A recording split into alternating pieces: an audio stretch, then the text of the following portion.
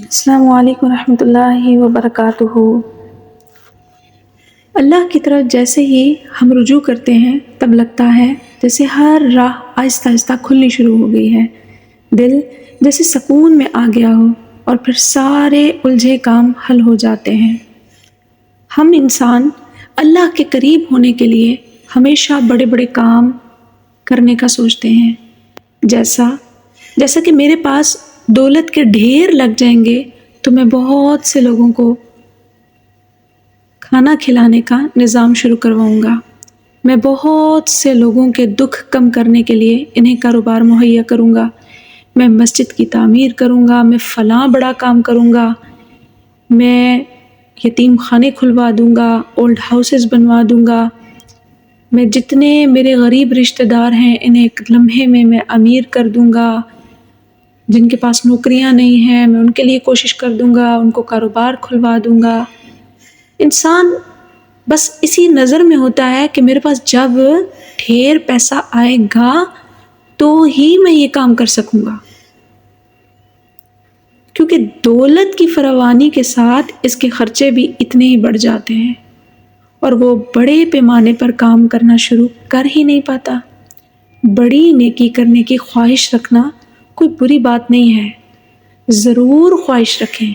مگر اس سے زیادہ ان چیزوں کو، ان نیکیوں کو کرنے کا سوچیں جن کو ہم حقیر سمجھ کر اہمیت نہیں دیتے۔ کسی ایک بندے کو کھانا کھلا دیں، مسجد کے لیے ایک اینٹ کے پیسے دے دیں لیکن آج دیں، کسی ایک ضرورت مند کی ضرورت پوری کر دیں، اس کی کسی بڑی ضرورت کا انتظار نہ کریں کہ جب اس کو بہت بڑی ضرورت ہوگی تبھی آپ لاکھوں میں کروڑوں میں اس کی مدد کریں گے۔ ابھی اس لمحے جو اس کی ضرورت آپ پوری کرنے کی استطاعت رکھتے ہیں کر گزریں۔ کسی ایک کا کوئی ہلکا سا وزن بھی ہو، چاہے وہ اس کا چلتے ہوئے سامان کا بکسا ہی اٹھانا کیوں نہ ہو، اتنا سا بوجھ ہو، اگر وہ بھی آپ اٹھا کر دے سکتے ہیں تو وہ ضرور کر گزریں۔ کسی ایک کے اداس چہرے پر مسکراہٹ لیں، اپنے کسی ایک روٹھے ہوئے ناراض شخص کو اللہ کی رضا کے لیے منا لیں۔ آپ کے ارد گرد رہنے والے لوگ جب کبھی آپ کو کبھی کوئی غم سنانا چاہیں تو ان کو محض اللہ کی رضا کے لیے چند اوقات دے کر، لمحے دے کر ان سے ان کا غم سن لیجیے۔ اگر کوئی شخص آپ کو مدد کے لیے بلائے تو آپ ضرور اس لمحے اس کی مدد جس حد تک کر سکتے ہوں کر گزریں، انکار نہ کریں، اس چیز کا انتظار نہ کریں کہ نہیں میرے پاس بڑے فرصت کے لمحے ہوں گے یا میں ہی کیوں کروں، کوئی اور بھی تو موجود ہے، میرے حصے میں تو یہ بات آتی نہیں ہے، بھئی ہر وقت میں ہی کیوں اس کے لیے اویلیبل ہوں،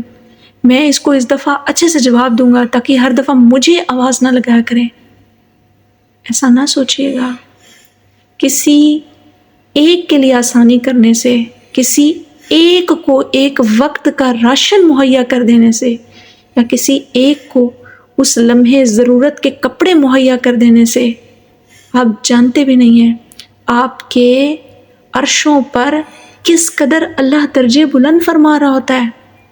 میرا اللہ آپ سے کس قدر راضی ہوتا ہے، اللہ رب العزت آنے والے وقت میں آپ کی کس قدر مشکلات کو آسانیوں میں بدلتا ہے۔ اگر آپ ان لمحوں کو دیکھ لیں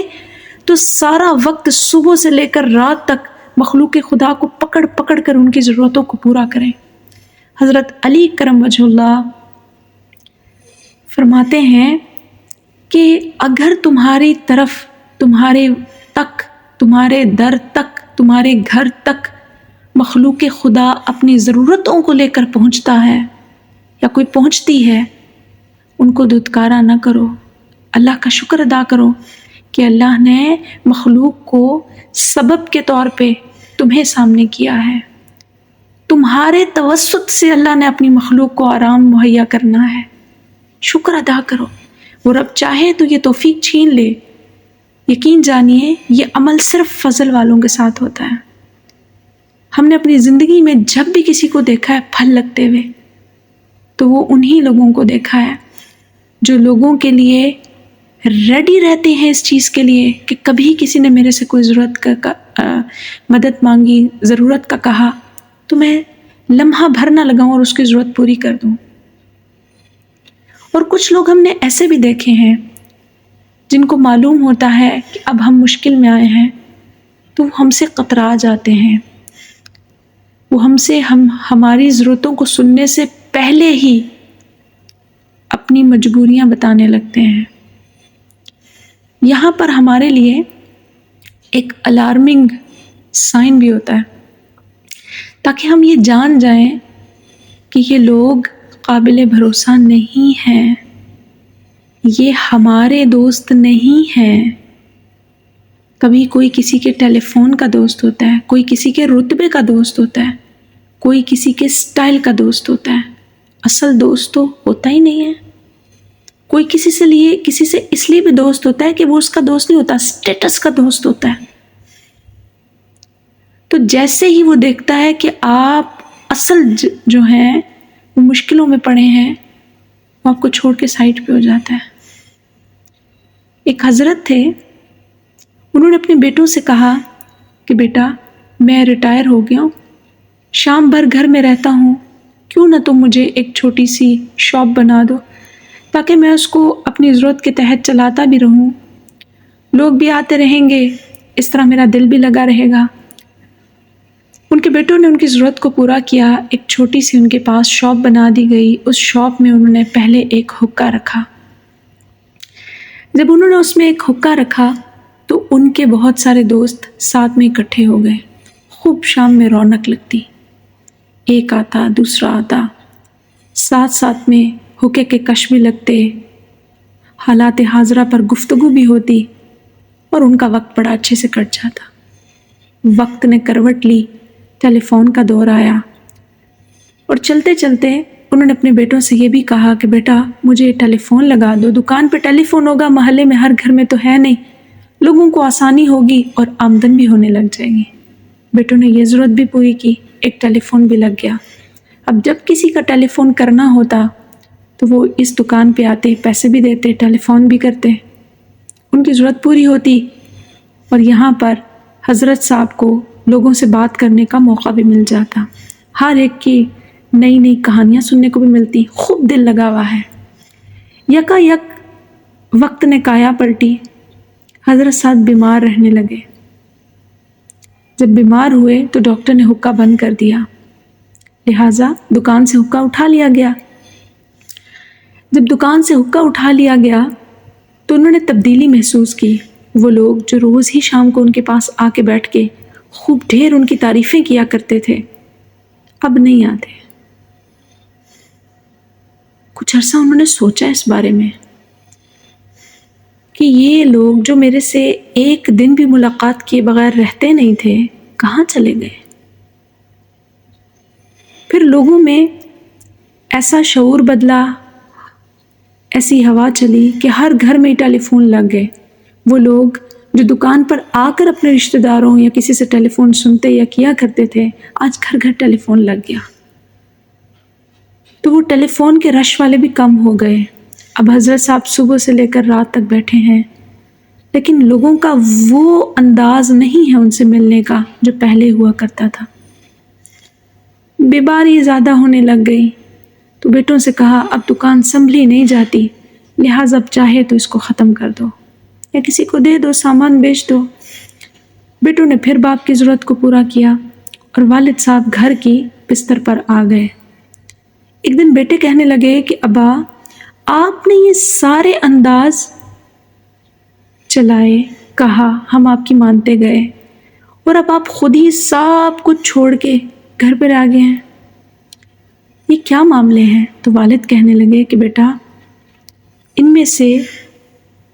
میرے دوست نہیں تھے، کچھ حقے کے دوست تھے اور کچھ ٹیلی فون کے دوست تھے، اور کچھ ایک دوسرے سے تازہ نئی حالات حاضرہ سننے کے لیے آیا کرتے تھے، میرے دوست نہیں تھے۔ جیسے ہی مجھے ان کی ضرورت یا تنہائی محسوس ہوئی وہ میسر نہیں تھے۔ کیوں؟ کیونکہ ان کی دوستی تو حقے سے تھی، حقہ چلا گیا وہ بھی چلے گئے، ٹیلی فون چلا گیا تو وہ بھی چلے گئے۔ سامعین، ایسے ہی بہت سارے ارد گرد والے لوگ جن کو ہم اپنا دوست سمجھ رہے ہوتے ہیں وہ ہمارے دوست نہیں ہوتے۔ لہٰذا ہمیں یہ ضرور دیکھنا ہے کہ ہمارے جو دوست ہیں وہ کون سے ہیں۔ کیا وہ ہمارے ہی دوست ہیں یا ہم سے جڑی ہوئی چیزوں کے، نعمتوں کے، اقتدار کے، یا ان کی ہم سے کوئی ضرورت جڑ گئی تو اس کے دوست ہیں۔ لہٰذا جب ایک انسان اپنے رب کو راضی کر لیتا ہے اور رب کے ساتھ جڑ جاتا ہے، اس کے ساتھ دوستی کر لیتا ہے، تو لوگ ایسے شخص کی صحبت میں بیٹھ کر اپنے غم اور تکلیف کو بھول جاتے ہیں۔ اللہ تعالیٰ ایسے انسان کو دنیا اور اس کی محبتوں سے بے نیاز کر دیتے ہیں۔ ایسا نہیں ہے کہ کوئی انسان کبھی ٹوٹتا نہیں ہے، روتا نہیں ہے۔ یقین جانیں کہ بہت سے ایسے لوگ جو اللہ والے ہیں، ان کی زندگی میں بڑی مشکلیں اور تکلیفیں آتی ہیں، لیکن وہ اللہ کی قدرت پر اتنا پختہ یقین رکھتے ہیں اور اللہ کے سامنے اپنا دکھ اور درد بیان کرتے ہیں، لیکن مخلوق کو نہیں سناتے، لوگوں کو پکڑ پکڑ کر اپنا سوال نہیں بتاتے۔ پھر اللہ تعالیٰ بھی ایسے لوگوں کو سکون عطا کر دیتے ہیں اور اسے مشکلات میں صبر کرنے والا بنا دیتے ہیں۔ پھر اللہ اس کے صبر کے بدلے میں دنیا میں بھی بہترین عطا کرتے ہیں اور آخرت میں بھی بہترین اجر عطا فرماتے ہیں۔ لہٰذا جب اللہ کی باری ہو اور اللہ کے لیے کچھ کرنے کی باری ہو تو بڑے بڑے نیکیاں کرنے کا نہ سوچیے گا، جو موقع جب جب میسر ہو کر گزریں، چاہے وہ کسی اپنے پیارے ساتھ رہتے کی صرف آسانی کے لیے اس کو ایک وقت کا لقمہ کھلانا ہی کیوں نہ ہو۔